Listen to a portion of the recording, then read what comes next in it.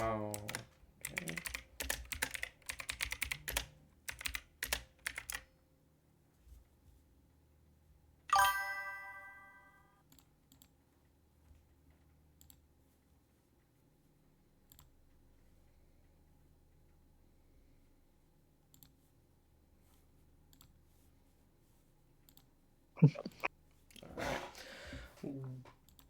Welcome to another episode of the Post Patrol. I am your host, Gunner the Runner, along with Adam, Jules, um, and Ty. How are we today, fellas? Mm, some synonym for hungry. Some synonym for hungry. Uh, I think that synonym would be starving black man in Africa. Yeah, there we go. W. That's a W. Am I Am wrong? good at basketball. I mean, We're you're just not Fair. wrong. we're just neutral today. You're just Yes. neutral. Bruh. Alright. Ty, let's just rip off the band-aid for us. All right. Oh yes. Yes. Ty, how are we feeling after that game 7? I think the I'm not Celtics even are brain done. dead. And I think Joe what, Mazzulla is brain dead. Sorry, you keep going. what moves do you want us to make this offseason? I think we cut Ron Harper Jr., cut Luka Garza. I think we trade Jaylen Brown for, anybody. And Derek White, I don't know.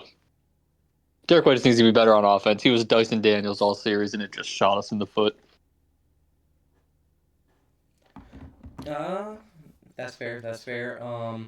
What stood out to you in that game 7? All right, first 3 quarters, right? We're just hucking up the first 3 we get. The easiest shot possible, no ball movement, no looking to penetrate. We fall down 20. We make a great comeback, driving, moving the ball, come back to within 1 point. The second we get the deficit to 1 point, we start hucking up these threes again. It was the dumbest thing I've ever seen. I don't understand. I don't know what they were thinking.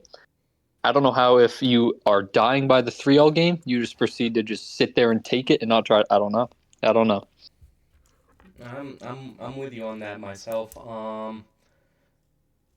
Me and you talked about it over text ourselves.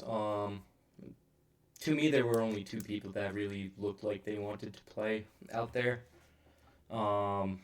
And it was none of our starters, and it was Hugo Gonzalez getting 13 minutes and Jordan Walsh playing 5 that whole game. Sure, they didn't, or weren't scoring in that game, but at the same time, shit, at least they're providing the effort, the hustle, the energy. I mean, no one else looked like they wanted to be on that floor. I'm disappointed with what we're doing. I'm disappointed after the fact with Jaylen Brown. Yeah, it's just such a bad look. He looks like such a clown. Oh, no one in Boston was complaining about the refs at all, from No. my knowledge. And he's gonna do it. If you're gonna be this number 1 option, fucking don't pull this dumb shit. I agree with you saying Embiid's a flopper, but at the same time, shit, it wasn't the fucking flopping that was the issue, and it And wasn't the Jaylen Brown, fucking refs. Jaylen Brown does his fair share of foul baiting. Oh yeah, he definitely does. Jaylen Brown definitely does. Adam and Jules, the non-biased guys in this. What do you guys got? I think this was a tragic story of living and dying by the 3. You guys, I think the problem is without Tatum on the floor, you have Derek White and Jaylen Brown, who are the only consistent guys who are able to get to the rim. And if those guys are off, if even one of those guys are off, and you have Tyrese Maxey and Joel Embiid giving you 30, and Paul George playing great defense on Jaylen Brown, you're going to have problems. And I think this comes back to playoff basketball when if you don't have a variety of at least some mid-range jump shots and getting to the basket and you're so reliant on three balls, it can either be your offense can look really good, like you guys looked earlier in the series, or it can look like it did these last three games where you're just ice cold. So, Derek White, he did not show up this series at all. His shot, what did he shoot? 27% from three this series. That's not going to get it done. 35% from the field, something like that. Yeah, that's not going to get it done. And with JB's limited playmaking, it's a really hard thing to get your offense to succeed in the playoffs. And the whole Jaylen Brown thing on Twitch, dog, shut up. I don't want to hear anything about free throws and how the refs are out to get you when you're a three-point shooting team. You are not going to get free throws if you don't attack the basket. Unless they are fouling you religiously on 4-point plays, you're not going to get consistent free throws, dog. That's how it works in the NBA. So please, for the love of God, stay off Twitch for a while. Yeah. Jules. Is it my turn? Can I go in? It is your turn to rip into No, Jaylen not yet. Brown. Oh, not yet. Okay. Fine. Keep going. Okay, these Celtics, they're living by the analytics. They've perfected the analytic game, right? Okay, over the course of an 82-game season, shooting threes, sure, it'll work. Based on like the law of large numbers, your percentage will return to average. But if you just go cold for 3 games in a row, you're out of the playoffs. And it's like, you have to be able to make some type of adjustment. Like, I don't understand how a team like this experienced at this point is unable to just make an adjustment. And it's just, it was so dumb. It ruined my night. All right.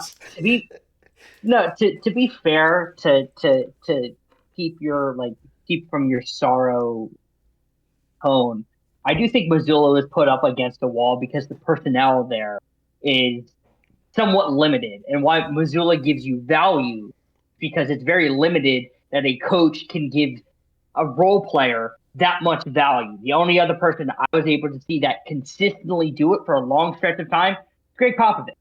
And I think Missoula, at the age of 37, can do this routinely, 50-win seasons,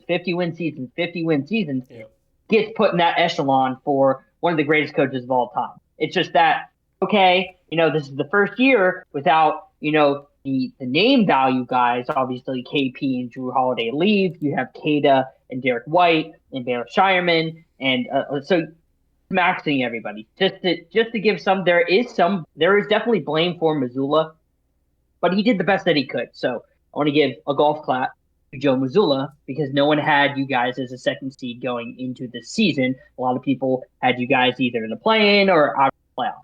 So contextually, that has been the conversation with Boston. Now for Jaylen Brown. So the people who told me that he was an MVP, that he was carrying this team. Not true. Not true at all. Because for the most part, in these situations, we love on-off numbers, that the text of when they were down 20 and they made that roaring comeback, that started when Jaylen Brown was off the court. It's really funny. It's really funny how that happened. And in the clutch, 3 minutes and 28 seconds left in the fourth quarter. You missed a wide open 3 with a late contest from Kelly Oubre. Missed that. Fine. Next possession, I believe it was a Peyton Pritchard 3. Missed wide open. And then 2 straight possessions with 248 and 228 in ensuing possessions. You get a wide open mid-range shot where you've lived this whole year. Miss it. And then you have a push off on Maxey to go on Embiid. And you miss that. So now, Boston, Jaylen Brown, in the last 3 times, you've had an elimination game. All 3 times, Jason Tatum has now played. Jaylen Brown is now 0-3 in those games. That's concerning as your second option. And I think he's the best second option in the NBA. My thing is more the narrative around Jaylen Brown and the falsifications that people want to put him in because he is a tremendous player. He is. He has so much value for this Boston Celtics team. But he's a Robin. He's not a Batman. He's not a Superman. He's not a number one. He can be a really, really, really, really good number two. Not a number one. Yep. He's just limited. And that's who he is. And that's fine to be a number two. Two in the NBA means that he's still one of the top 20 players in the NBA because a lot of second options are better than number one. But in this specific instance, you have Jason Tatum as your best player. He's not better than Tatum. Okay, cool. He can score more than Tatum. Does he rebound more than Tatum? Does he play make more than Tatum? Is he a better defender? No.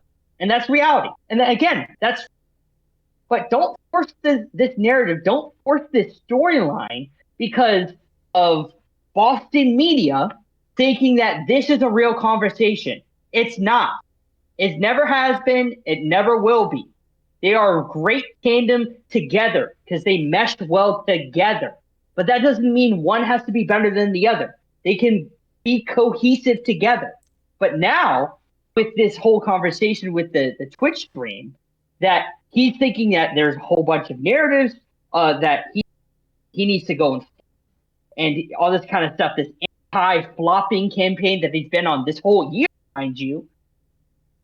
And the biggest proponent of that, and Gunnar, you'll remember this, when we were facing each other, San Antonio and Boston, and the whole Stephon Castle, right?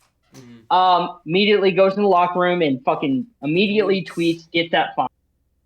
Yep.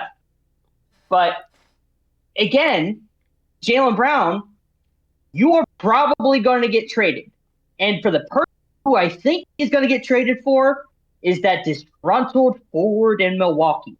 Because if you go look at the rosters, Milwaukee's tandem of the Milwaukee's looks really good with a driving isolation scorer who's limited in playmaking, but has a whole bunch of good defenders, has a whole bunch of good playmakers around him. And with Tatum, even though he's been really good in post-ups this year, really good in playmaking, he's been an elite spot-up guy. He's been really good off a PNR and drop coverage. He's really good at all this kind of, but he doesn't take most of that usage. So he can give you so much impact when he's off the ball. Giannis needs the ball. So all in all, this makes sense because the contracts match up almost 1-to-1. Would have to throw a couple draft picks in there or so on and so forth, but Jaylen Brown needs to be moved. He needs to be moved soon because this is not going to fly for Boston's expectations. How dare you do that to Boston? I'm the Boston fan. These guys to my left and my right are the Boston fans. You're completely spitting in the face of Celtics dynasty, all this kind of stuff for complaining like that. Bullshit. I will say this real quick. I'm pretty sure after that Twitch stream, Boston media shut down Jaylen Brown, if I'm correct. Immediately. Oh, yes. So, yeah. Anyways, let's move on to these game sevens. These other game sevens. Sadly, Adam, it's your time. Toronto Raptors. Adam predicted earlier, about 2 months ago, Raptors to the finals. At the time, it was matchup dependent on if they faced the Knicks, more so, in that first round, but they got the Cavs, and yet it was Raptors in 6 for you? Yeah. I'm just gonna say this. Jules is gonna blame me. The real person to blame, he can blame me for all I care. Do you know who I'm gonna blame? It's DZ. DZ was supposed to show up in Game 7, and he didn't. He showed up for Game 6. He was my good luck charm. So I'm gonna blame DZ for this. In all reality, they really should have lost Game 6, but they had the turnover on Evan Mobley. All they had to do was dribble the clock out. RJ Barrett hits a miracle shot. They win the game. This game was a little different. I thought the key to this game for Toronto, they had to keep the game close all the way up until the fourth quarter. They did not do that. Two problems they ran into. One, the rebounding disparity. I don't care who you are. If you have a 60 to 33 rebound advantage and you're giving up, what is it? Not 8 offensive rebounds to Jared Allen, that's going to be a problem. He turned into Moses Malone last night. If you, unlike the first half, in the first half, the Raptors were able to get out in transition and get easy buckets. And in the third quarter, that completely flipped. They could not buy a basket. They went 5 for 20. RJ Barrett, savior in game 6, he was 0 in game 7. He could not hit a shot. He had a devastating turnover when in the third quarter, when they cut the lead to 5, they end up getting a layup and extend the lead to 7.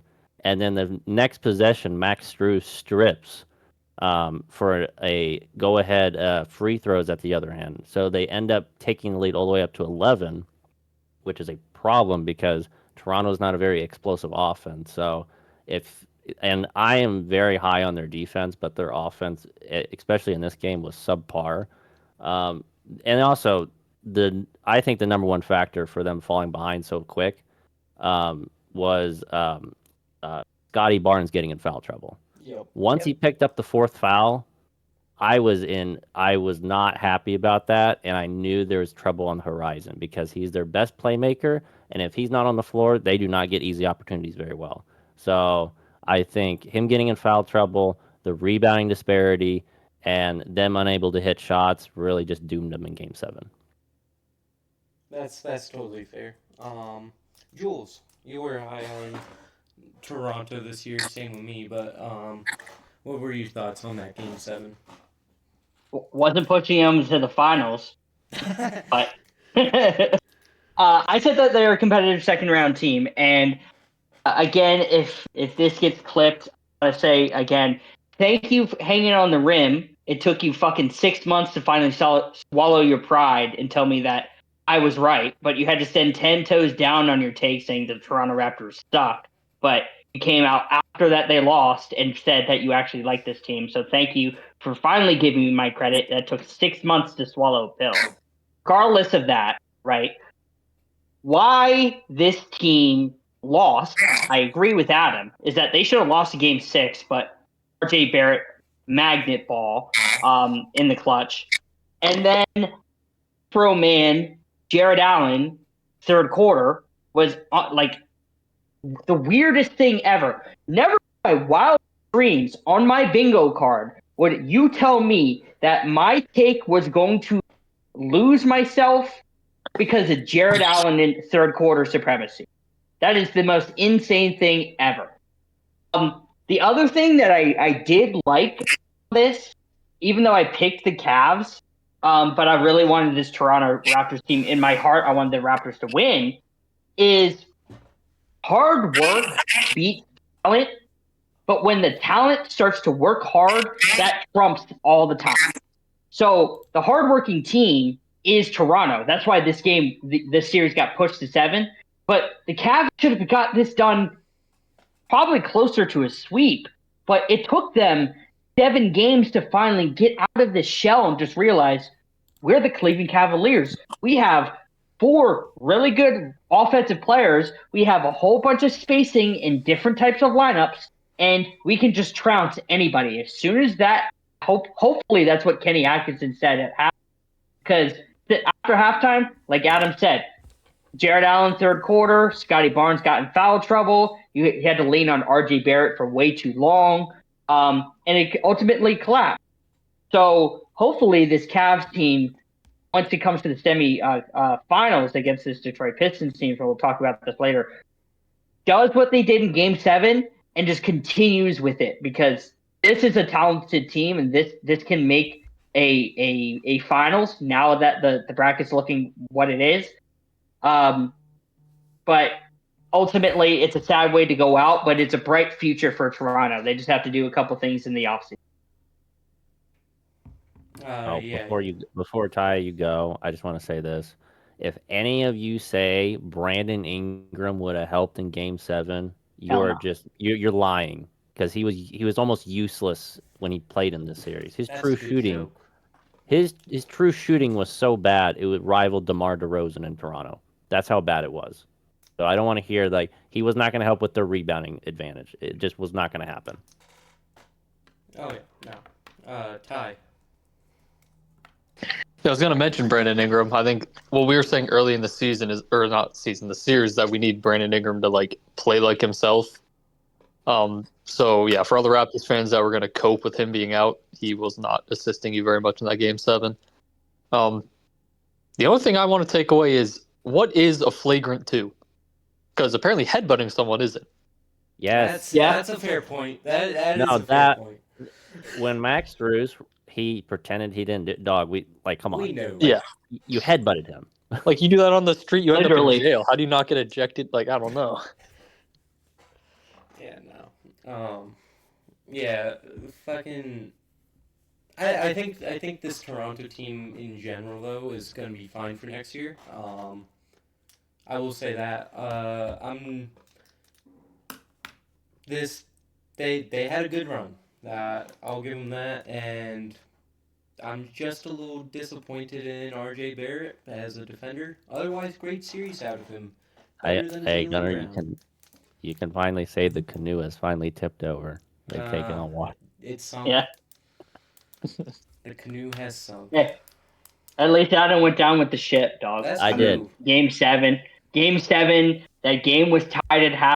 I know what I saw. Everybody know what they saw. Again, I didn't have them as finals guys like Adam. I just thought that they were competitive second round. ECF. And that's even a fine take too. It's just that when I was saying it, everybody's like, "You're asinine. There's no way that you think that this Raptors team is that good." I do, and I got proved I right. thought their defense could get them there. Because their defense was very good this Same year, thing. and they're Exactly. facing a very I good agree. offensive team.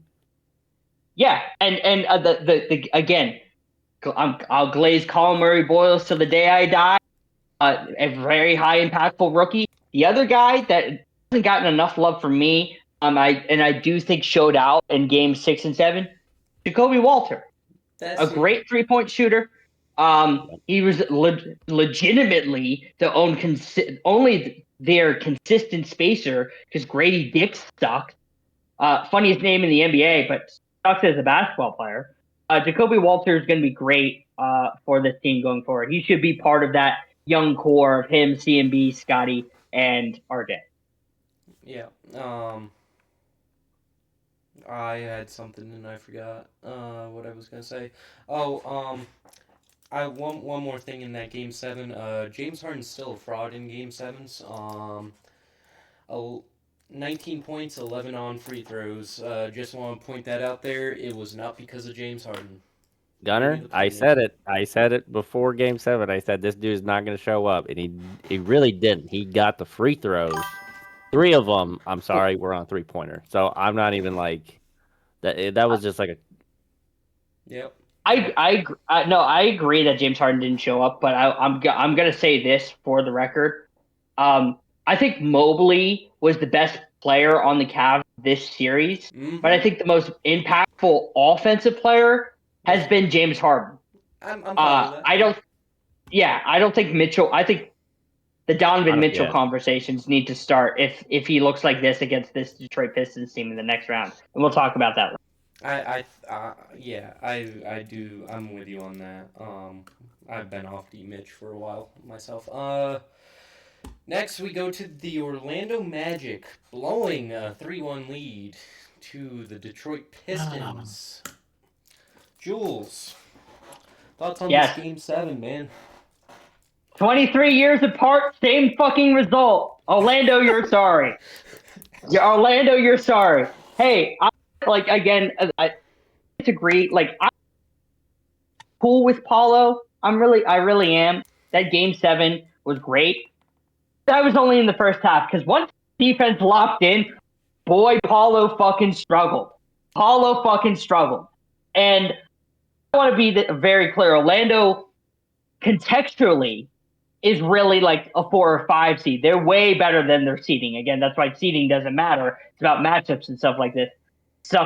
This team is really good when they have their 5 together. Franz, Bane, Paulo, Wendell Carter, and Jalen Suggs. But what I want to say, even though Paulo, great, fantastic Game 7, you were able to save your PRA. Cool, that's great. Can I give a shout out to Asar Thompson? Yes, you Because holy shit, dog! Like it's really funny because for the I say about this is like the Depoy finalists were Victor, Chet, and Asar, and I think Asar came in third, which was fine, right? And then Rudy does his stuff against the Jokic, and so everybody's like, he should have literally been a finalist against over Thompson. Really? Because Asar had more shots than literally everybody else in the first round. He had 16 block shots, as much as Victor Wembanyama, 16 steals, as much as Marcus Smart. He was hounding the up out of Jalen Suggs. Like, Suggs shot tornado. That's how bad. Like, Jesus Christ. Sar Thompson, shout out to you, but thank you, Cade Cunningham. Cade Cunningham, because now in elimination games in NBA history, is now fourth. He averages 31.8 points in elimination games, and in his last three games, I believe he was giving you 30, 10, and 6 on 68 true shooting. Yep. He was lighting everybody up. Hopefully he can continue this. I don't think it'll happen, but this is great for Cade. Again, the only thing I'll knock about Cade, and like Detroit Pistons fans go crazy over this, is that just turn the turnovers down. If you can give me less than 5 turnovers in a series and you can process well, you can win a whole bunch of series. Not turning over the ball. It's a lot of dumb decision making. Just be better. But WK, W Pistons, W agendas. Yeah, Ty, thoughts on the Detroit Pistons Game 7? Yeah, I think they showed a good adaptability because we were like concerned early in the series with how different they looked regular season to postseason. So I think that's a good sign for them moving forward. And yeah, like Jules said, the Magic should not have been an 8 seed. So this win, like people might say, oh, they shouldn't go to Game 7 against an 8 seed or whatever as the first seed. Yeah, it's not an 8 seed. I wanted to look like we were talking about Paolo and Franz. We were like, this duo will never work. They look so dysfunctional.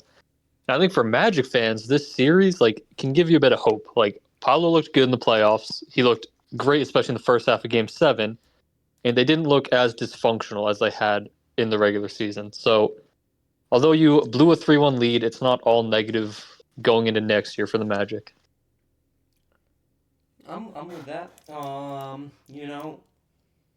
I can be happy about Orlando.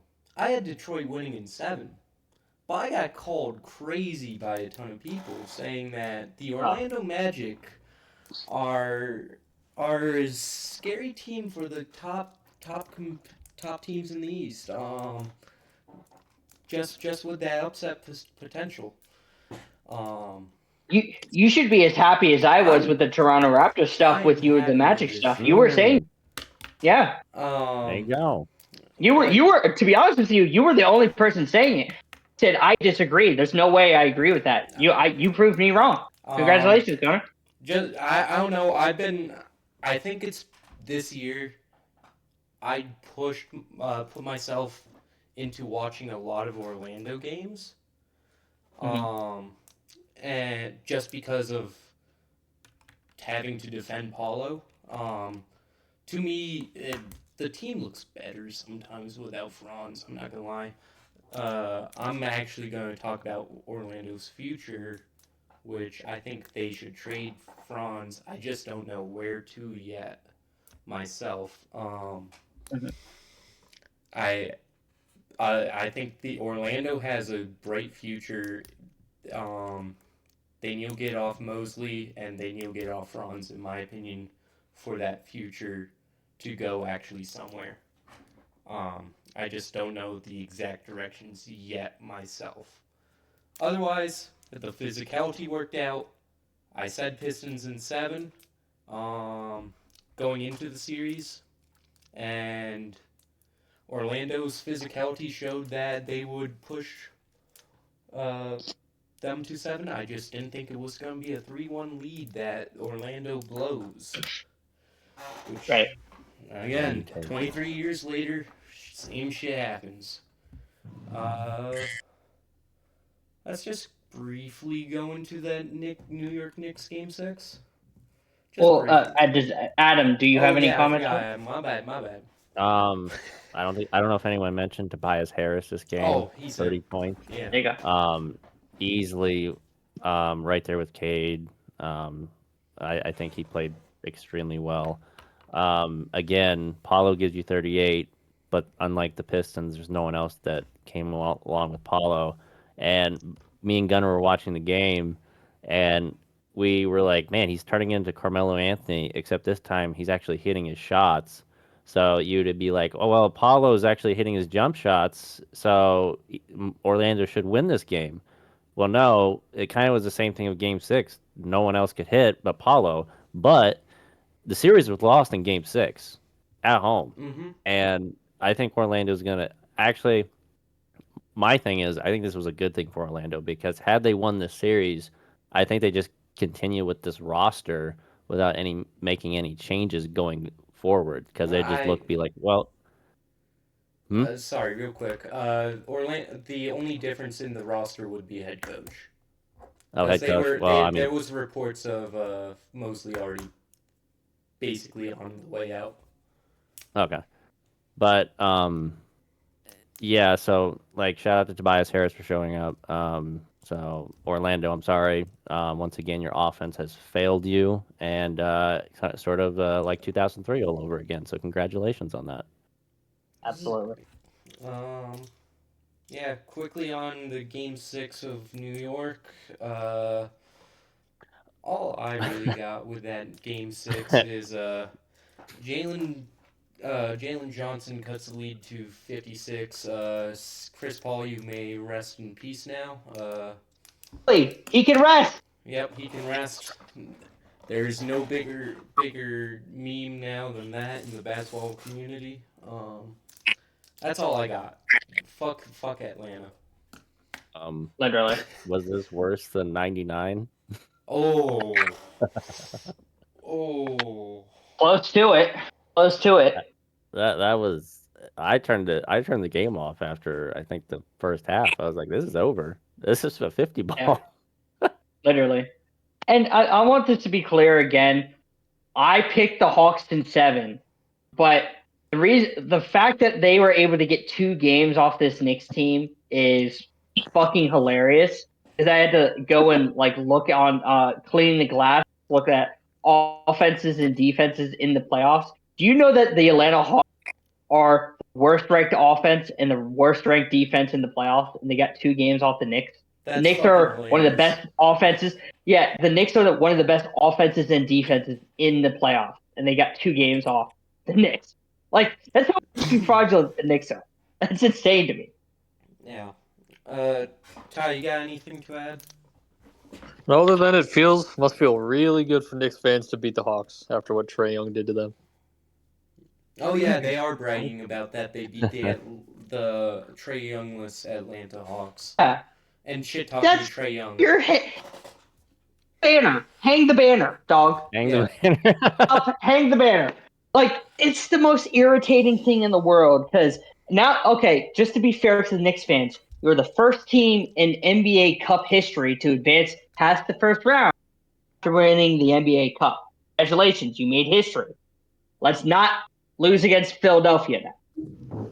Oh, wait a minute, they're the defending champs. They got the real hardware this year, so that's what I'm saying. Hey, Gary, Indiana might be more classy than New York. Hey, do what the Colts do. Just hang up a participation banner. Be like, hey, semifinals participants. Literally. All right, let's get into these predictions for the semis. Start out in the West, since we haven't talked really about we haven't talked about the West at all. Minnesota and your San Antonio Spurs, Jules. What do you have? Spurs in. Spurs in either 5 or 6. Ooh, Um, try and I like Timberwolves fans are going to try to convince you. I don't think disingenuously. I think Anthony Edwards is a great player, but he's literally got no knees. He's got no knees, dog. Yep. Like he's coming back in this game 1 and he's playing tonight. And rushing himself back 9 days after the initial injury, I think that's going to be very detrimental to him. But Timberwolves fans, you're just like you were talking about the Knicks fans, Adam, are feeling so good for beating Atlanta. They're feeling so good playing against Denver. Denver's defense sucks. You all know this. They're just a really, really good offense, which is cool. Yep. San Antonio has a Victor Wembanyama as their rim protector. And I had to look at this before we move on, before everybody gives their takes. Portland Trailblazers, the first series, Portland was one of the best teams in scoring points in the paint this whole year. We just saw them be absolutely clamped up in the paint because of Victor Wembanyama, because of minutes with Luke Cornett. The team that is right next to them in points in the paint this season is Minnesota. They're predicated on dribble drive opportunity. So you're going to tell me that team that does not the same things as Portland because they're just better talent, but scores in the same type of ways with now injury Anthony Edwards, no Dante DiVincenzo, Julius Randle, Jaden McDaniels is going to be good enough for a Spurs team who's predicated on deterring shots at the rim? Okay. Spurs in 6. Spurs in 5. It's a complete talent mismatch. Like I said, hard work beats talent, but when talent starts working hard, blow them out of the water. Adam. I originally said Spurs in 6, but I'm gonna change it to 5 because I don't think their perimeter shot is gonna be able to be good enough to be able to win more than one game. I think I'll give them like maybe game 3 or 4 for them to like sneak one out. But as Jules said, they're so predicated on getting to the basket. Instead of a Jokic back there, who's a defensive liability, you're going up against arguably the greatest defensive talent we've ever seen in the NBA. I think their guard play, like Ant on no knees, who else is going to be able to give them reliable playmaking on offense? Because they were already sort of struggling with Ant in the Denver series because the way Denver was able to play defense on them. Are you going to really trust Julius Randle to win you this series? I don't think so. So I think the limited amount of attempts they're going to get to the basket and their lack of perimeter jump shooting, I think is what's going to eventually doom them in this series. So Spurs in 5. Ty. Yeah, I don't see Minnesota having much of a chance. Like, it's a miracle they beat Denver without Anthony Edwards. That just speaks to how poor that Denver defense was to let the Minnesota offense look functional. But yeah, the beauty of having Victor Wembanyama on a team that drives as much is that you don't need to collapse when they drive. You can just trust Victor to do it. Everyone stays home, and they don't have like that kick out open 3 option. And I don't see a way for Minnesota to win this series unless like Anthony Edwards shoots 50% from threes. Just like I don't. No, hold on, real quick, Ty. They have known true spacer Naz Reid. Also, watching that Edwards injury, how is he playing less than 2 weeks later? I knew I could get him. I knew I could get him. Fucking Naz Reid minutes. Get the fuck out of here, dog. Fucking Christ. You know, before we do move on, I do want to say this because again, last year, like San Antonio wasn't a good team. They were 34-48, missed the playoffs. Victor got hurt. Fucking, whatever, right? So I watch it in unbiased view the last year's playoffs and talk to Timberwolves fans, OKC fans, so on and so forth, just like for them in an unbiased thing. And Timberwolves fans, I'm telling you, some most deluded fans in the NBA because they think they're hot shit now, making 2 Western Conference Finals back to back. Cares? Cares? You're the Minnesota Timberwolves. There's levels to this. Championship. Make a fucking KG merchants. Off. No, they're Sam Cassell merchants. Get it right.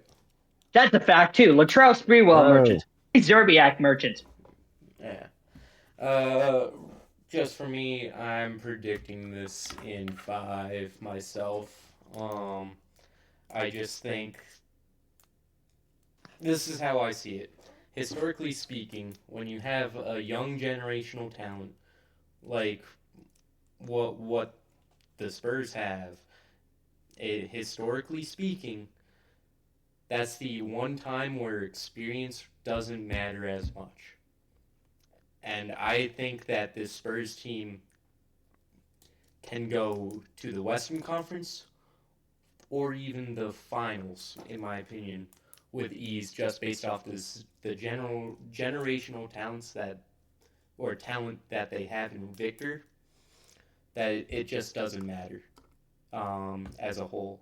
So Hey, yeah, what happened with all those people, Glore, that were saying that Wemby wouldn't translate, and that we've had histories of this type of talent being able to make deep playoff runs. 95 Shaq, Kareem, like maybe history's just repeating itself. I don't know, Glore. yeah, no. So I that's why I've been on the Spurs making a deep playoff run as just based off the historical knowledge. He is a generational talent, and it's just what happens historically. Yeah, no, we've talked about this before because that's the exact point that I make is that you go and look at every historical generational talent, regardless of what they bring. It's within basically close to 2 years. Finals run. Is that Victor Wembanyama is to that mold, and people don't understand that. Like LeBron, it took 3 years, but it's essentially you can add this context. The conference it was what it was, and so on and so forth. But like they still won 60 games. They're still one of the best defenses in 07.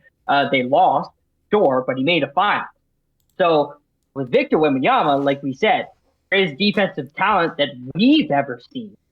And you're telling me that that's not going to translate? Really? Come on now. OKC and Lakers. We can quickly glance over this. I think myself. Ty. Well, let's start with. Oh, this is gonna be an ass beating. Yeah. Like literally. I don't know. The Rockets looked just so bad, and the Lakers were shooting just insane percentages. They're not going to keep up. Mm-hmm. And it took 6 games against a Kevin Durant-less Rockets team. I'd be shocked if the Lakers win a quarter, never mind a game. Maybe not that far, but yeah, it's going to be. That's fair. Adam. This is a sweep. Lakers fans, it's time to get the boats ready. Time for Cancun, buddy. Shea, I think, is going to have another probably average either 27 to 30 on a plus 6 to 7. No Luka. Reeves is coming back from injury, and I don't expect LeBron at this age to be able to carry a roster. I wouldn't even give him a game. I'm not going to lie. I think DeAndre Ayton is going to get exposed again because he's going up against Hartenstein and Chet. This is not a good matchup for the Lakers at all. Real quick before you go, Jules. Shout out Zach, who's in the comments right now. I already got my ticket to Cancun. Except you don't. We haven't gone over to the Cavs and Pistons game yet, Zach. So don't worry about that. Shout out to Zach, bro. Shout out Zach. Jules. I think I've been one of the biggest like Laker haters this year. But I do want to say this. I disagree that I think that you guys are saying it's a sweep because where I'm falling, like I think people are failing to realize that even like I agree. I don't think LeBron is going to be carrying this team. I'm not saying the Lakers are going to win. I think they can steal a game or two best. I would say OKC in 5. And the reason why I'm saying that is because you don't have J-Dub. And if you go look at this OKC roster, they don't. The biggest flaw is size at the perimeter, and your only size at the perimeter outside of J-Dub, Lou Dort, and Lou Dort is probably going to do a job against LeBron, but LeBron in this Houston Rockets series, where his value really was still breaking down defenses at the age of 31. It wasn't his jump shooting. He didn't have a great jump shooting series. He wasn't really like fantastic in driving the basketball. He was good, but I wouldn't say it was LeBron of old, right? He's 41 years old. Yeah. But his mind hasn't slowed down. And OKC's biggest weakness outside their size is rotations to the corner. And I think JJ, with LeBron knowing that, and JJ's been, I think, a really good coach for the Lakers, I think they can find some places to where they can put Luke Kennard on the weak side and taking advantage of a late rotation or something like that. Like, again, OKC's still going to trollop them, but there's just some things to note because I do think that it's not the best. Like, everybody's just glancing over this series because of OKC and just like better talent, whatever and so forth. We did the same thing, Rockets and the Lakers, proved wrong. I think the Lakers could probably take a game or two and extend this series out to where now people are realizing OKC's got chips in their armor. Oh, they're not as not beatable as they were before. LeBron at the age of 41 is still being able to break down a GOAT level defense. I think it's perfectly possible that they can steal a game or two in LA and just extend it. I don't think that's out of the question. I'm with you, Jules. I still just don't think that denies that it's going to be sounding like this.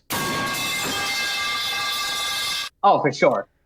Lou Dort might be the Solomon Hill reincarnate. Take out his ankle. Oh no. No, not the same.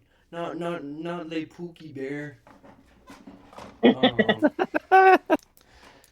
That's why I'm scared for the Thunder to play the Spurs. I think Lou Dort's gonna take a cheap shot at Victor Wembanyama. The matchup. Drew Holiday already did that. Yeah, I did see that. Adam, go ahead. I was just gonna say, I think that's where they could get in trouble against the Spurs, because not only do you have Victor, but I think they have the guards to be able to not stop Shea, but sort of contain him just enough for them to limit his production. Yeah, that crazy saying that at the beginning of the fucking year. Crazy. Anyways, go ahead. I'm with you, Jules, on J-Dub. To me, that's where my only concern really is with this OKC team as a whole. They just don't have that secondary ball handler that's able to score at the way he's able to, which OKC desperately has needed this year at times. So that I'm with you on the J-Dub stuff. I still think it's a sweep. Partially because they do have some, just all these other role players that are able to make their presence known. And they've shown from time and time again they step up in these situations. So I still think it's a sweep personally, but I understand where you're coming from with 5. Yeah. Let's go to the East now. Ty, Let's have you take Detroit and Cleveland. Oh, this is a tough one. We saw the Pistons offense struggle so much when Duran was like not involved. Now that you have Mobley and Jarrett Allen on the other side, that concerns me, especially with like the lack of consistent perimeter shooting to punish that double big lineup. Um, I still like the Pistons in like 6 or 7 games. I think I don't know. I wasn't too inspired by the Cavaliers, especially what I saw from Donovan Mitchell in that first series. And Donovan Mitchell or James Harden with Asar Thompson on them is just going to struggle even more. So I think the Pistons take this series in 6 games. Will be my prediction. That's fair. Jules, we'll go to you now. I'm gonna lean the opposite. I'm gonna take the Cavs. But I do think it's gonna go 7 games. The Cavs present similar types of struggles to the Pistons as the Magic do. They're just not necessarily as physical as them, but like Ty said, they have the front court of Mobley and Allen. And Duran can't create his own shot. He has to be spoon fed everything from Cade. And Tobias Harris isn't really good against lengthy defenders, and Mobley's going to shut him down. So it's like, where does your offense generate from outside of Cade? So we're going to have these conversations yet again where we've been talking about the Pistons this whole year is that they need a second shot creator, they need a second initiator, and they don't have. So it's ultimately going to be Harden and Mitchell, and it's just like in the game 7 where I do think the biggest reason why they started to go out and look really good offensively is because the ball didn't stick. It wasn't in James Harden and Donovan Mitchell isolation ball. They were able to share the ball, 3-4 seconds pass, 3-4 seconds pass, drive kick, so on and so forth. So when the ball doesn't stick with that Cavs team, they're very, very dangerous, and they can just, again, they're just way more offensively talented. Yeah. But Cade can still do Cade things and still carry, which is tremendous. But Duran's going to have to show up to make this an interesting series. But if not, I still think the Cavs are going to win regardless. So it's either a 6 or 7 game series, but I'm leaning toward 7. All right. Adam. I'm going to go with the Cavs as well, but I'm going to go in 6. I think the same sort of problems for Detroit. Unlike Orlando, they're facing a better offensive unit in Cleveland. I think the key for Cleveland, can they control the boards? And for the key for Detroit, can Tobias Harris be able to score enough on Mobley to keep them in the games? I think ultimately what's going to doom them is I think it's going to be Cade and no one else around him because of the lack of offensive help. I think Cade might struggle with turnovers again. I could see him getting to like the 6, 7, 8 range, and that's where they start getting in trouble. But Donovan Mitchell, you cannot play like you did against Toronto.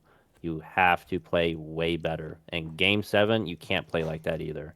James Harden, you cannot hit just 3 shots. You can maybe get to the line, but you're not going to rely on Allen to play the game of his life like that over and over again. So I'm going to go with the Cavs in 6 because I think their offense is just better than Cleveland's, and I think Detroit's is going to ultimately what's going to do them in. This one's tough for me. I love Detroit's defense myself, but at the same time, it's the Cavaliers' offense that scares me if I'm Detroit's defense. However, I'm leaning Detroit myself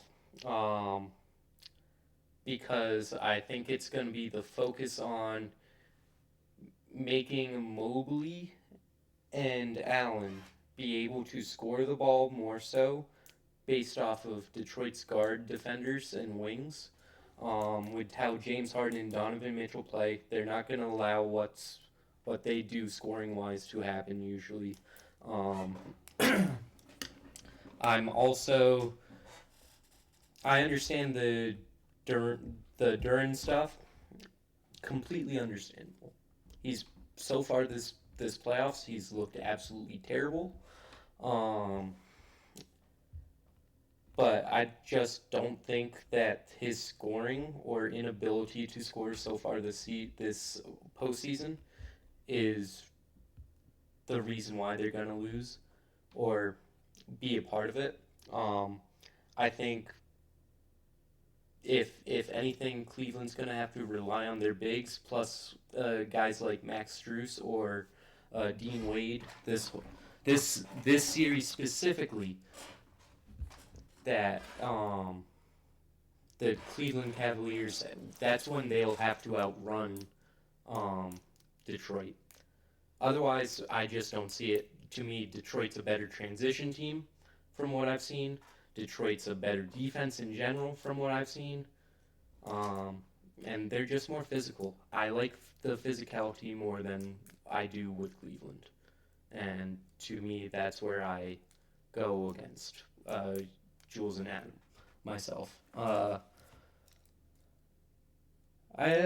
got one more series. 76ers and Knicks. Who we got? Adam, let's start with you. Oh, Jules, you want to start? Yeah, I was gonna say, can we get the Celtics fans' perspective of this first? Yeah. Because it's actually, Philly yeah. and this New is York. fair. This is fair. Ty. I think this LOL. series depends on if Joel Embiid plays like playoff Joel Embiid his whole career or playoff Joel Embiid from the last 4 games of the series. Because Cat has struggled with foul trouble. He struggled against the Hawks, if I remember. Put him on Embiid, that's a huge problem for New York. My concern is I don't know if Embiid can make it a whole 7-game series. He barely finished out that Celtics series. Granted, he had his appendix removed or something like that, so maybe he just needs time from that. But I think if Embiid plays the way he did in those last 3 games of the Celtics series, and I think if Cat is in foul trouble, New York has some serious problems. I think schematically they need to just let Embiid score and don't do what Boston did, which is let him get 8 assists and turn everyone else into a scorer. You just need to let him score, let him get his 30, 35 points, and just limit the others. Kind of like what Boston did in Game 4. So I think if New York does that, I think if Cat can defend Embiid without fouling, Philadelphia's looking okay. Or no, New York's looking okay, but I think this entire series is dependent on Embiid and how New York handles him. Who you got winning it, Ty? Oh, good thing. I have. All right, bold prediction. Philly wins the first 2 games. Joel Embiid gets injured. Knicks in 6. All right. Wow. Let me go against you, Ty. Fuck it. Give me Philadelphia in fucking 7. Fuck me. 2 fucking teams I do not want to fucking root for, but shit. If I'm gonna, you know what? Give me the Embiid narratives. That's better for all-time talks. That's better. Get him over Dwight Howard finally. There you go. Fuck it. Okay. Yeah, for me, it's really VJ Edgecombe. I think that the upside VJ's bringing so far in these playoffs, I think he'll start cooling down for sure. But at the same time, man's looked phenomenal. He's taking great fucking shots. He's playing great defense out as a rookie from what I'm seeing. Now the big question is how, again, I'm with you, Ty. How is Embiid hobbling up and down this floor? There's that issue with the 76ers.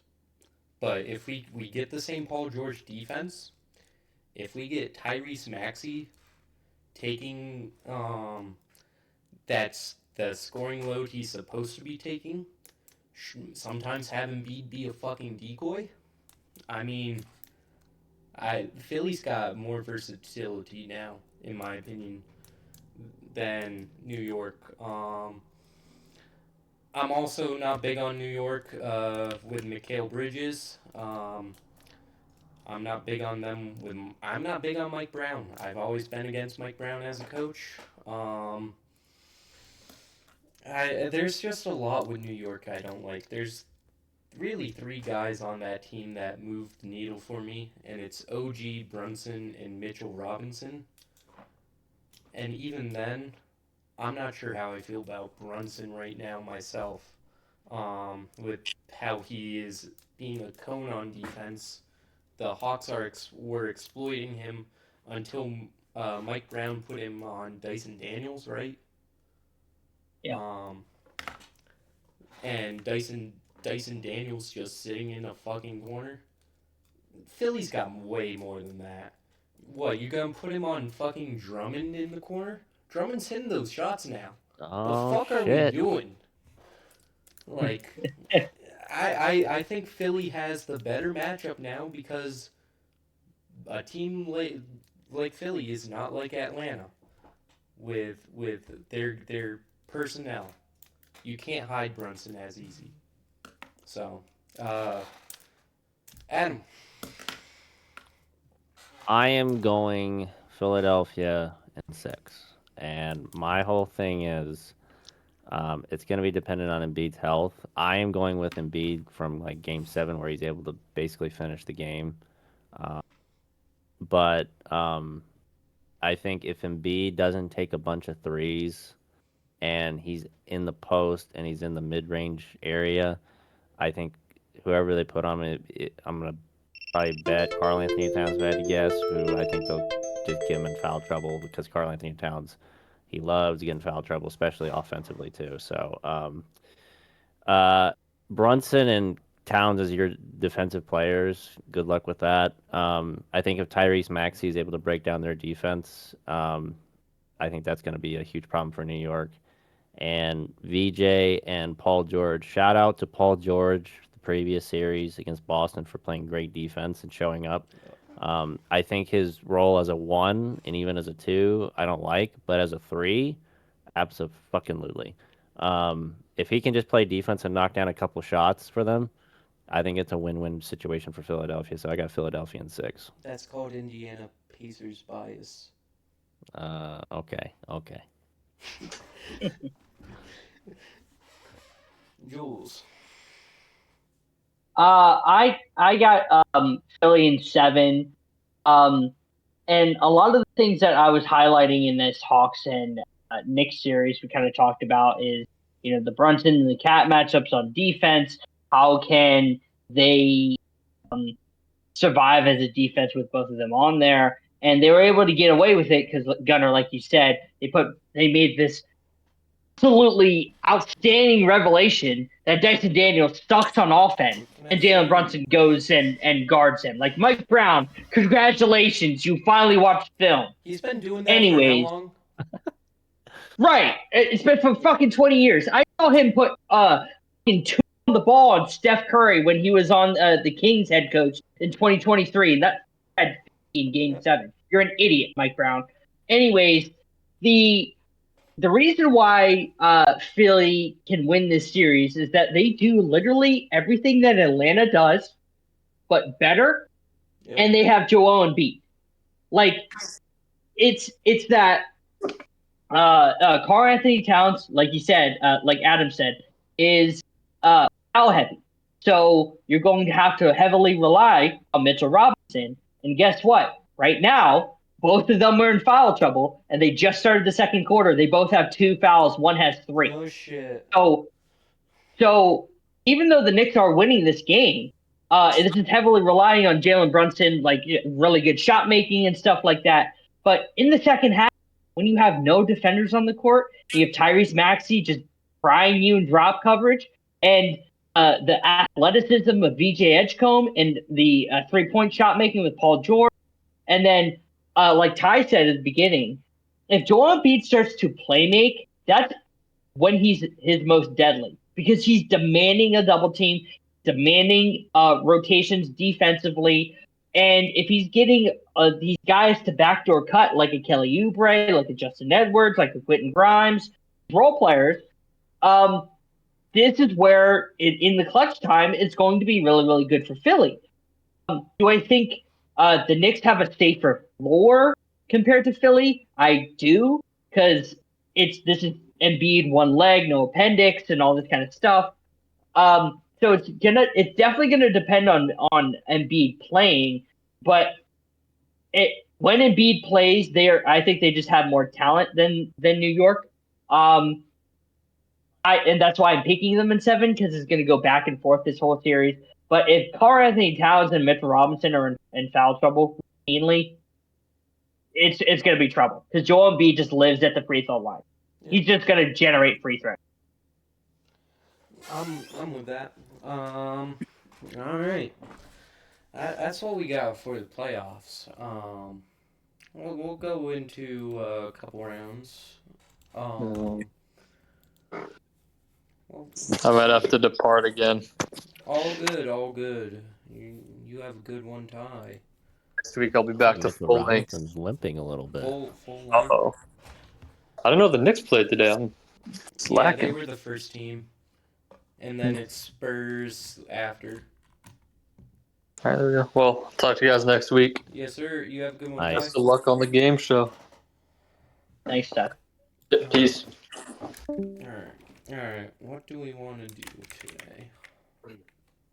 I've got an idea. Yeah, Mitchell Robinson already has 3 fouls. That's fucking beautiful.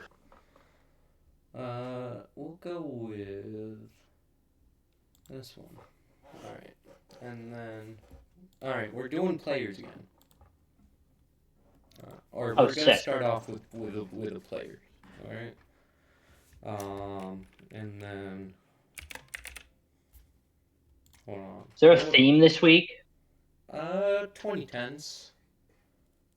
2010s? Okay. Yeah, I just need to find... Lance Stevenson, first guess. About to get really nasty, I bet. Like, Hold on. are you gonna try to piss me off today? Is that what it's gonna be? Maybe I am, maybe I'm Let's not. piss Adam off. Yeah, let's go. Let's do this. Oh shit! Here we go. All right, player A. Actually, hold on. No, that's not the one I wanted. Never mind. Yeah, I am pissing you off already. Fuck. No. Actually.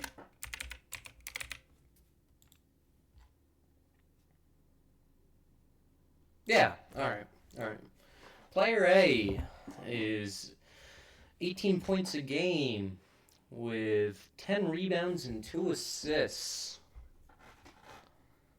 on 48% from the field, 37% from 3. What else you want? Words for the 37% from 3 as 18 and 10 guy in the 2010s. Yep. How many teams is he on in the decade? In the decade. 1, 2, 3, 4, 5, 6, 7. Okay, so role player. What about awards? Awards in for his career or in the season? Yeah, for his career. What is he? For his career, he's a top 3 guy in DPOY at one point. He's a one-time All-Star, one-time All-Defensive First Team. Is this who I think it is? Adam, you want to ruin it already? No, wait, no. That's not the guy I was thinking of. Never mind. That 37% from 3 is really fucking... Yeah, that's fucking with me, too. 37%. What's his in best the 2010s? Yeah, what's his best playoff series? Best playoff series for career. Hold on, because I don't actually know that. Playoff series. Actually, after that, what's his peak scoring year? His best playoff series. It's this. He's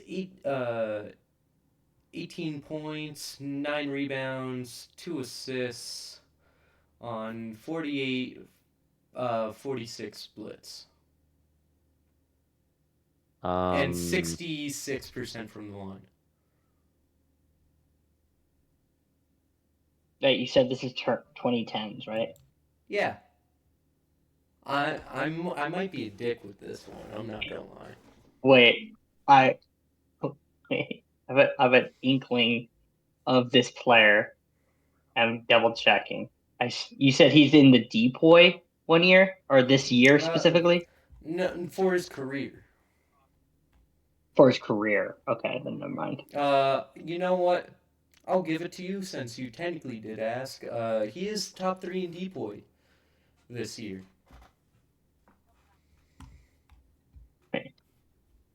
Wait, what? This is great. What? TNP, that is a great guess, TNP. But no, the theme this week, TNP, is 2010s. This is not Ron Artest. What? I'm- 37% from Wait. 3 is just throwing me off. Wait. What? No, that's Wait, not it. Jules? Do you want accolades for this year just as a whole? Yeah. All right, I said for his career he's an all-star, right? Yeah. Well, he's an all-star this year. Okay. He's top 3 in Depoy, and he's all defensive first team. Oh no.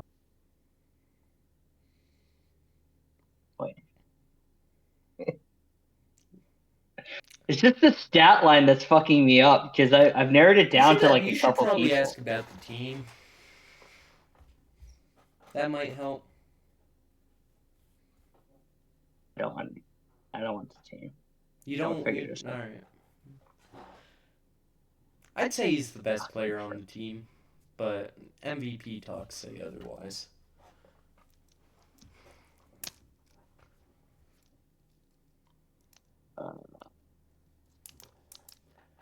What did you say? He finished second Paul Millie-Rock. in Depoy? No, he plays third. He plays third.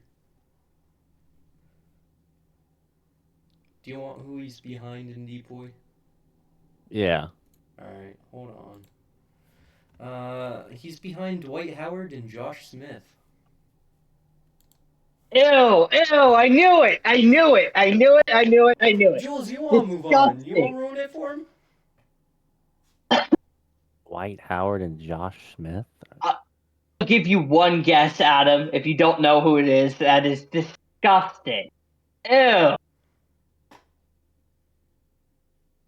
Really? That's Yes. Oh my! How would this piss me off? What? Yeah. That's what. Okay, now I'm confused. Why do you think it would piss me off? I don't know. Are you guys ready for player B? Oh, that's disgusting. We're air taxing. No, That's it. We're are you guys ready for player B? Yes, we are. Alright. Player B. Oh, you're gonna hate me for this one. Who? Me or Jules? Probably both. Okay, yeah, there we go. 19 points a game, 6 rebounds, 5 assists on 42-34 splits. Team or Wait. like not like, but No, like, this what's is the player, record? Yeah. What's What's the record? What's the What's team the record? What's the team's record? 48-34. Is this a Eastern or Western Conference team? Eastern. Okay. Wait, what was it again? 48-34. They're an Eastern Conference team. You said what was the stat line? 19, 6, and 5? Yep. So what's their? How far do they go in the playoffs? You know, wait. Am I looking at the right year? Right year? Hold on. Oh wait, yeah, I forgot about that. The team goes just first rounded. Is this said player in like Depoy talks or Sixth Man of the Year or whatever awards? He's only got an All-Star appearance this year. Oh, okay. I'm an asshole. Is this his peak playoff series this year? No, he doesn't even play in the playoffs. Oh. That's Oh, this is great. How? No, TNP. We'll give you the. We're gonna give you both names after. But this one's gonna. Yeah, I'm gonna get yelled at for this one. Oh, you said he doesn't play in the playoffs. No, would you How many like? does he get injured during the season? Yes. Is it a catastrophic injury? Oh yeah.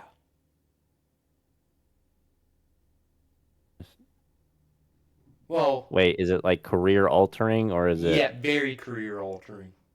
okay?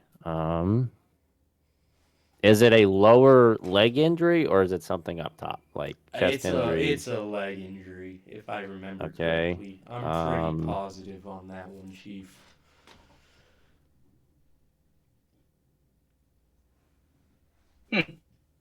I think Jules knows. You said 1965? Yeah. One-time All-Star? One time only the no. He's a two-time All-Star He's a two-time All-Star. in his career. Yeah, yeah. He's a two-time All-Star in his career, but this season he was an All-Star. Would you like his accolades overall? Yeah. We got two-time All-Star, one-time All-NBA third team, one All-Defensive first team, one Most Improved Player, one 15th in Depoy, 13th in MVP, second in Rookie of the Year. I'm an asshole.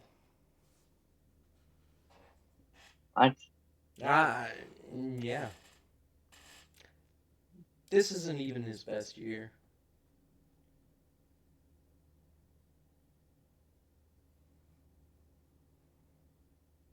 What the fuck?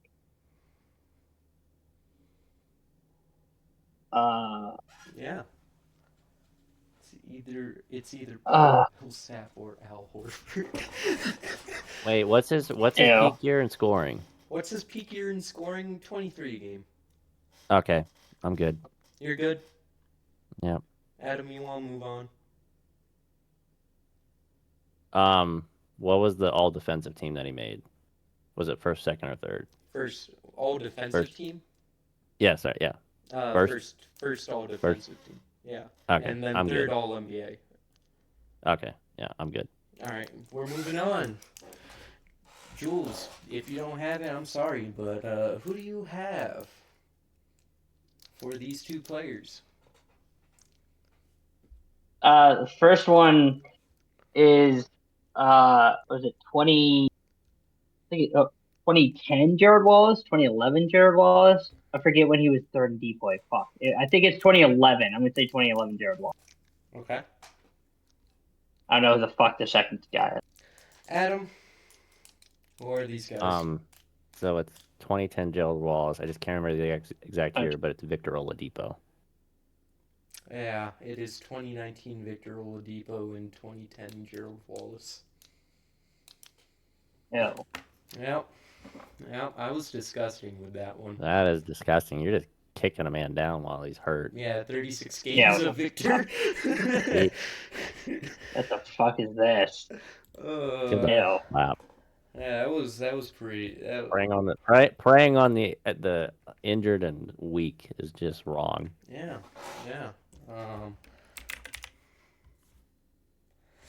go with. Shit, I guess I'm going with this guy. Fuck. Go with this, and then go with.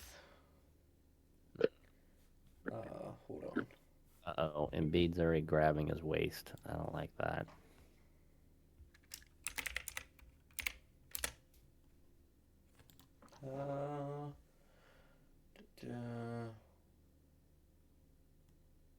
Yeah, okay.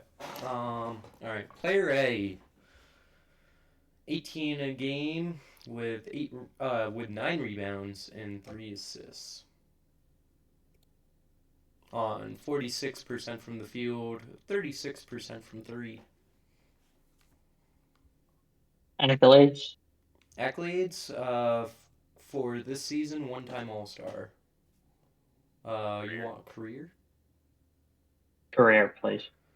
6th in Rookie of the Year, top 10 in 6-man at one point, 4-time All-Star, 5th in Depoy, 1 All-Defensive second team.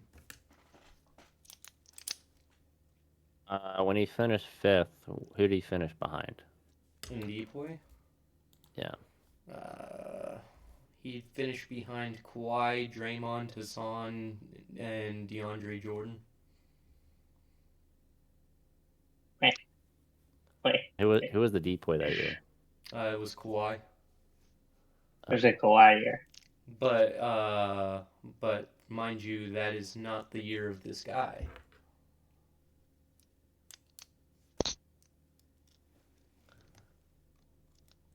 Oh, TNP is locked in this time, fellas, he says.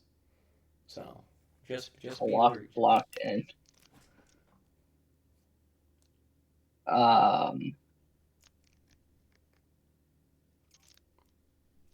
You should ask about this team. That might help.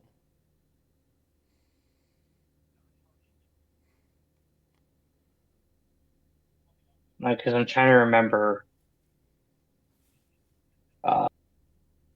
In 18, 8-3. 18, 9, and 3. My bad. 18, 9, and 3. Okay.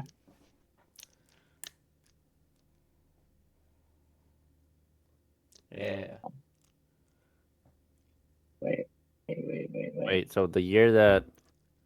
So he finished 5th in the year that Kawhi won it, right?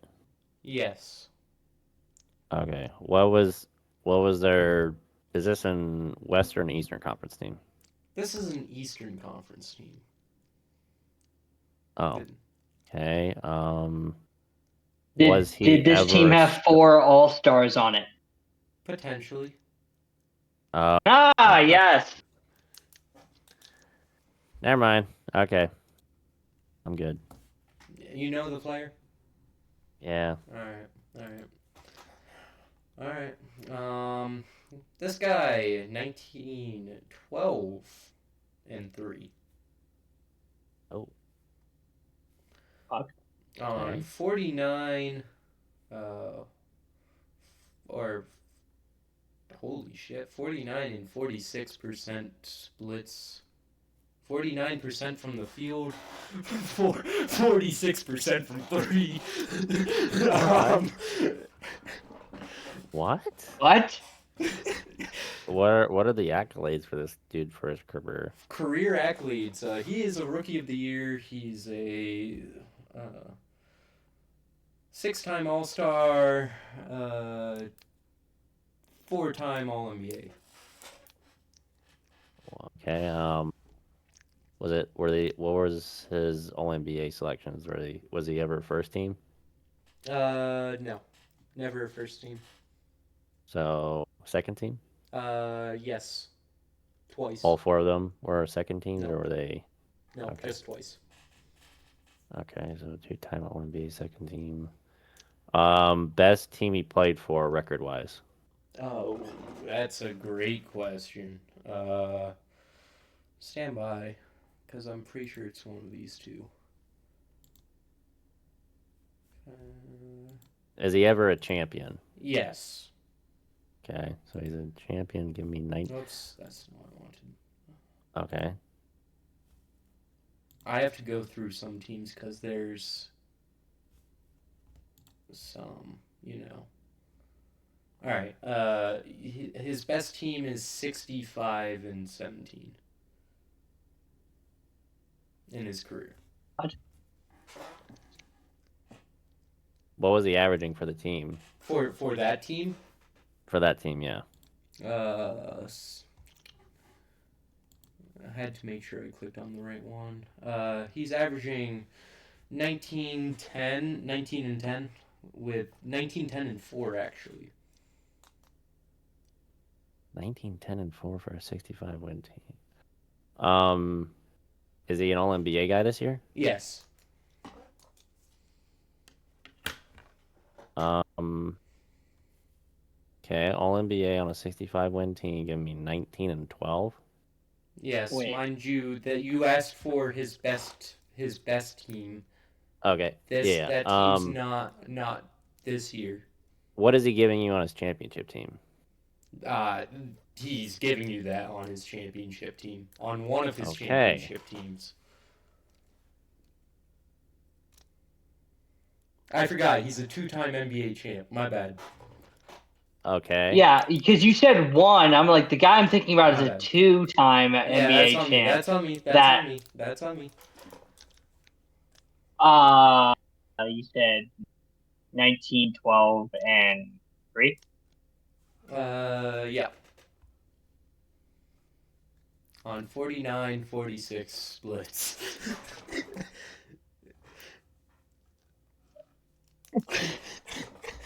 Oh, it's funny because it's true. Known spacer. Jules, you want to ruin it for Adam. I mean, he ruined it for me last time. I would ruin it for him. All right. Adam, who are these players? First one I know is Paul Millsap from the 2016 Hawks. The second one I don't know yet, so I'll let Jules spoil it for me. Oh, this is great. If the player A is 2016, Paul Millsap, known top 10 player in the world, 2015 Pau Gasol, known spacer, shooting threes on the Chicago Bulls. Moved by Pau Gasol. Oh, that was beautiful. Not a Kobe merchant. He make it all NBA without Kobe. I'll tell you that. Uh-oh. That was Shit. fucking beautiful. I was cooking with that one. That was a good one. Alright, hold on. We'll do one team from the 2010s.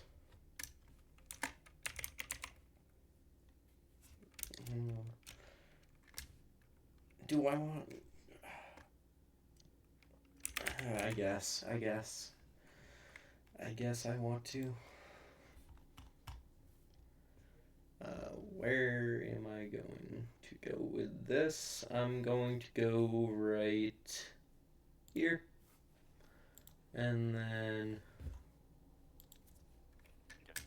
Champions or we go what's the with team? still 2010s. We're staying on 2010s today. Yeah. Unless you want something different. No, it's fine.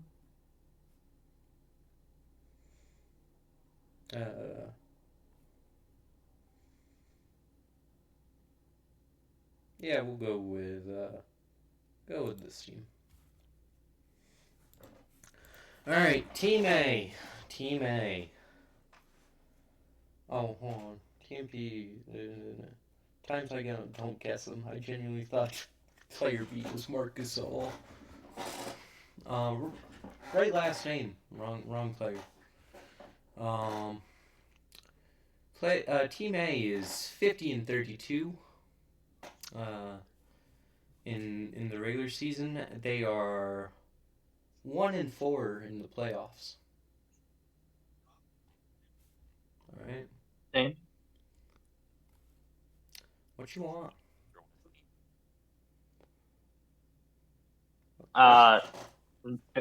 Best player stats. Best player stats. for who I think is the best player is 16 points, 13 boards, and 2 assists.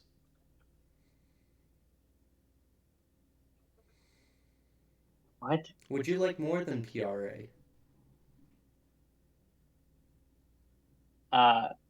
No, I think 16 and 13. It's so odd. I can also give you field goal percentage. Yeah, field goal percentage. 67% from the field.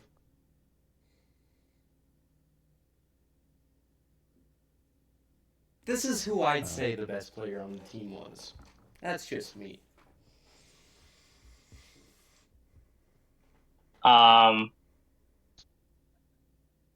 Oh, that's interesting.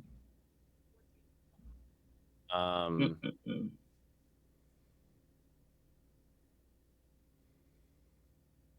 Also ask about what conferences and stuff, you know?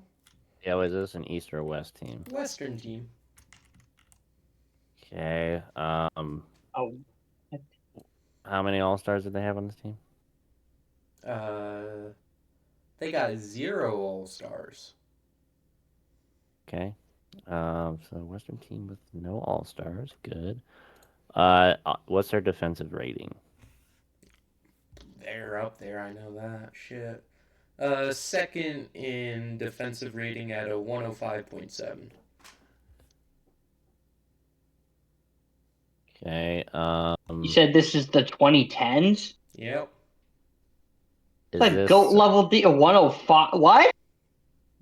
You should ask about accolades just in general.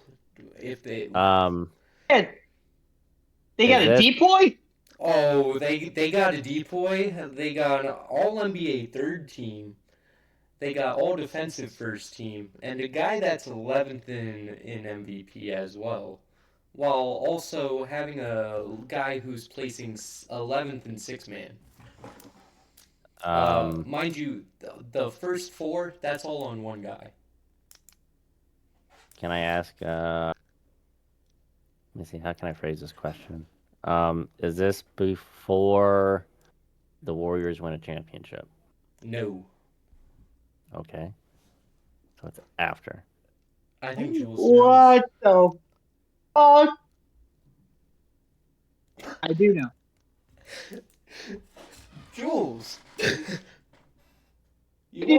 didn't know. No, I know that he was putting up this line in this year. Hey, I picked a fun one. Get No, this right. is funny as fuck. I'll let Adam ask you a couple Alright. questions. Jules is being nice.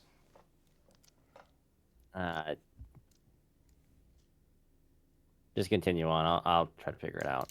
Alright. Next one. I'd ask more questions, but all right. This team goes 48-34 and loses in the first round in 7.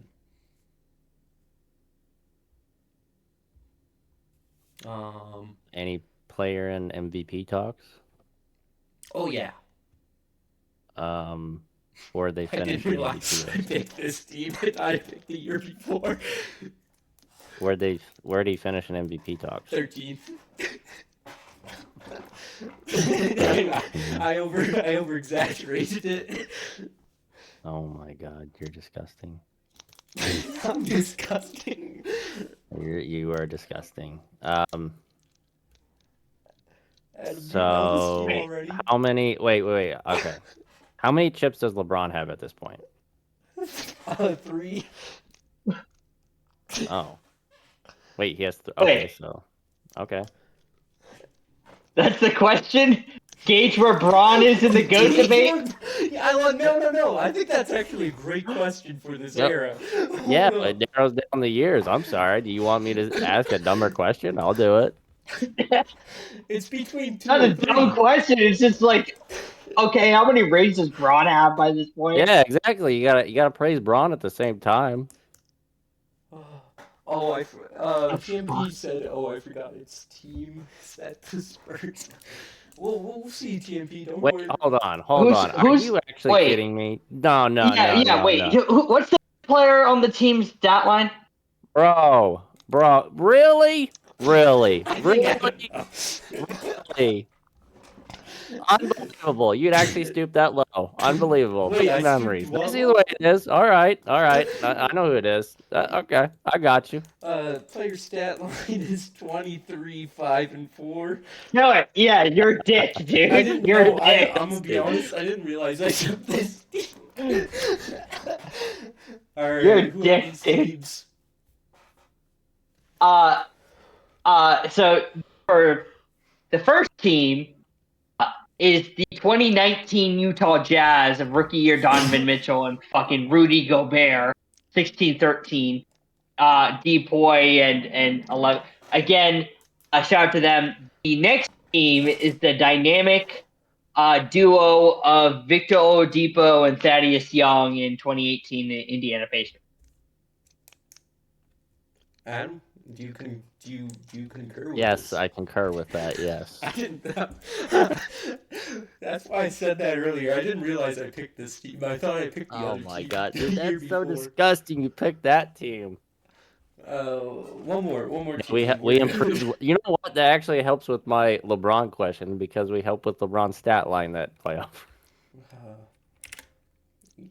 That's true. That is true. We'll go with.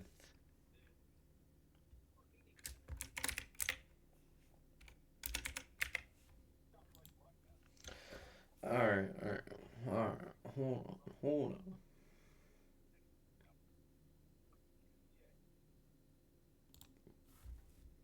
Let's go with that one, and we'll go with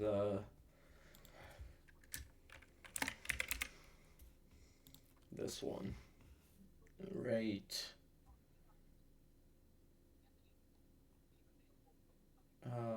Right here. Yeah. All right, Team A, 56-26,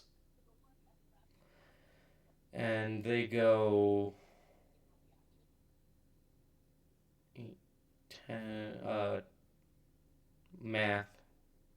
They go 10-10 in the playoffs. Okay, so do they make the conference finals? Yes. Or the okay, so what's the conference finals go to? 6.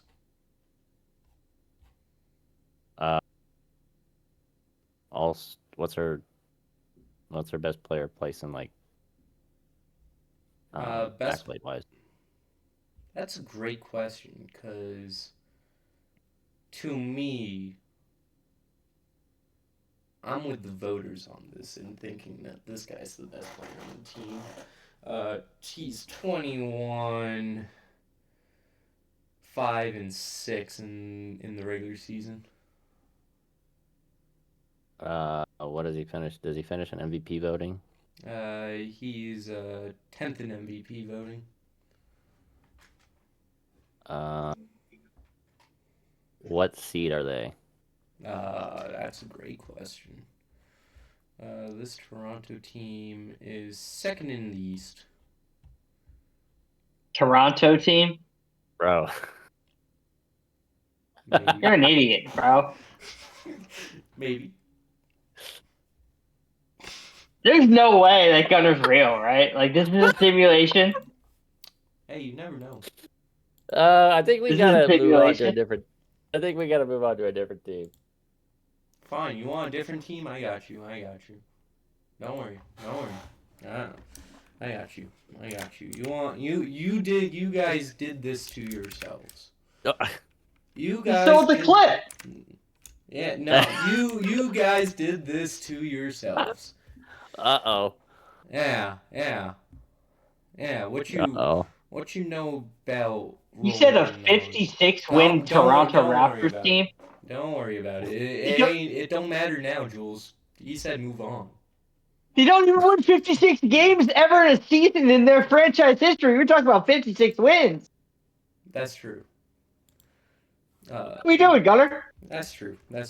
That's why we go to this. Yo, I'm just saying, Alex Trebek, come home from the grave. We need a new game host. That's all I'm saying. Hey, well, I'm kidding. no, it's okay. It's okay. Adam did this to you guys. You shouldn't have said move on, I but think you it's guys just did. fair. We got the team. I think I think we need to move on. Yeah. So 34 and 48, cause fuck you. Let's test 38. your guys' knowledge now. 34 and 48. 34. Best. Does the best player in the team play less than 42 games? No. Mm. Interesting. You want stat line? Yeah, please. 18, 4 and 8. PRA. 18-4. Interesting. I did not choose the Bobcats.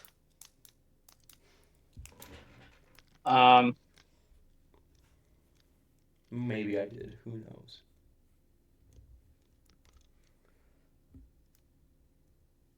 Interesting. 18-4-8. Do they Shooting have- splits. Shooting splits? Do they have a? You want true shooting or just the splits? Just splits. 43% from the field, 37% from three, 75% from the line. Adam, what was your question?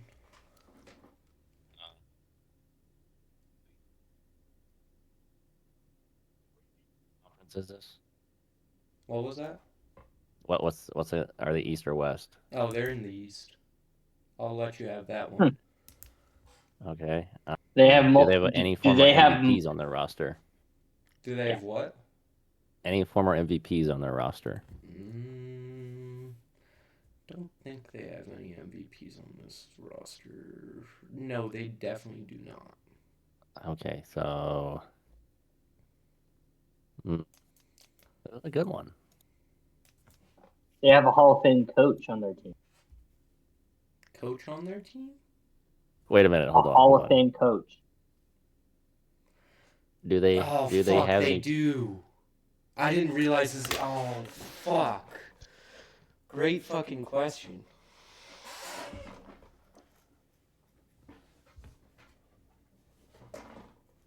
There is a Hall of Fame coach on this team.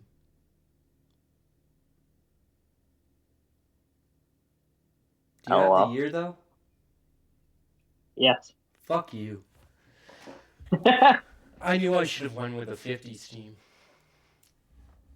Fucking give you the Stags. Well. Stags versus Steamrollers. Fuck it. Yeah, Adam, you need Toronto anything? Huskies, bro. I'll just try to figure it out. Just go on to the next one. All right. Another 34 and 48 team. Man.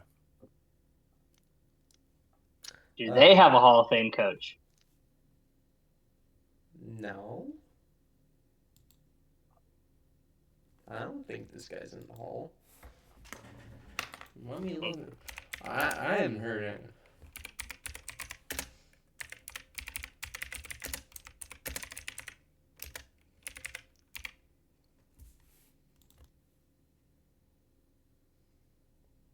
No, he's not. He's not. Okay. I had to make sure. I didn't think he was, but.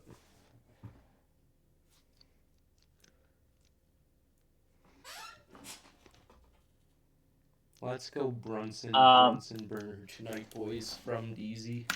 Actually, is that the first team? Oh, that's sad. What you want? Best player stat line. Ah, fuck you. 21, 10, and 2. And you said They that play less than half the season. No.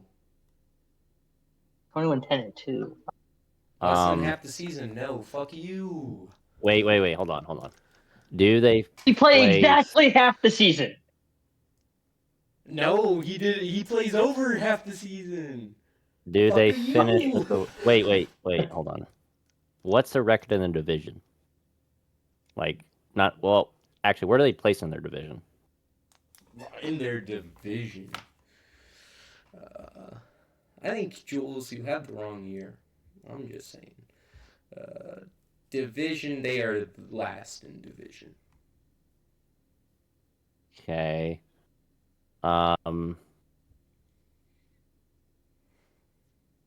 What's the record of the team with the best record in their division?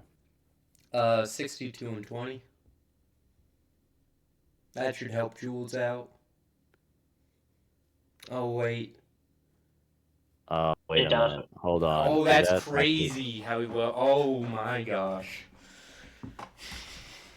Wait, hold on. Let me think here. Did they recently? Wait, no. Did they I don't wanna be- recently what?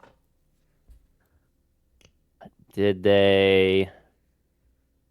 Let me think. I've come up with an interesting question because I think I know who this is. Did the next year did they make the playoffs? No. No. Oh, wait, they do. Never mind, they do. You're right. They do. What's their best player averaging that season? In this next season? Yeah. 24, 10, and 2. Is he a top 5 player? You could definitely make that argument, yeah. Depends MVP on how you combo? feel about it. Wait, hold on. What's their first round? What's the record of the team in the first round that they face? Fuck are you? 67 and I'm good. 15. Yeah. I'm good. I know that. Yep. All right. Jules, who are these? I'm fucking now. All right, Adam. So you said the first team had a Hall of Fame head coach, right? Yep. Is it the 2012 Bobcats? And then the 2014 Pelicans as a second team? Jules, what are you thinking? The Bobcats of 2011 when they had Larry Brown and Paul Silas. I'm but- gonna make sure this guy is, because I'm pretty sure. Maybe I'm wrong. I don't know. Yeah, I don't know the second team at all.